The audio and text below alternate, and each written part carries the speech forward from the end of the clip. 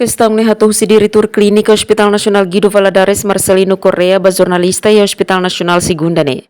Niadihan na acontecimento e rebecora lori paciente na intolo mai Hospital Nacional Departamento Emergência mais ou menos tukusan ulo resinida. Paciente ne bela kon vida ne mai ho problema sério. Ran sai barak tambahetan sona iha kabas no hirus matan liga ho pulmão atembot no coração. Pasien lebih mata ko problema musia agora mais emergency e nasira na tolo lebih mata hetan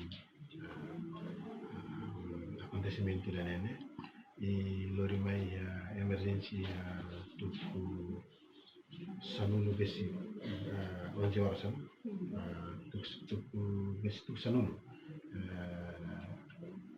e depois mai emergency e o cane toda leva que a zona e a sirenia eles matam e depois o sinabane resulta e a mata e da neto mai emergência nem situação grave né ran macas e pensamos lá detecta e depois se rala tratamento rala azuros patroto mas incluso mais consegue salvar a vida também e o problema não é mais sério nossa nessa área e o rana de mais bala acontece nama e resulta niya toya emergency la clear news mate.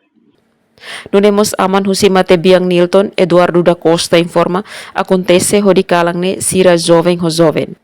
Hanes ang aman lahari homatan, may bituir informação ne bimak iha problema ne hun husifeto, may bi resultado hen investigação. Da rumah hau aman hau lahari homatan, mas memang husifeto, tiga flamus belate.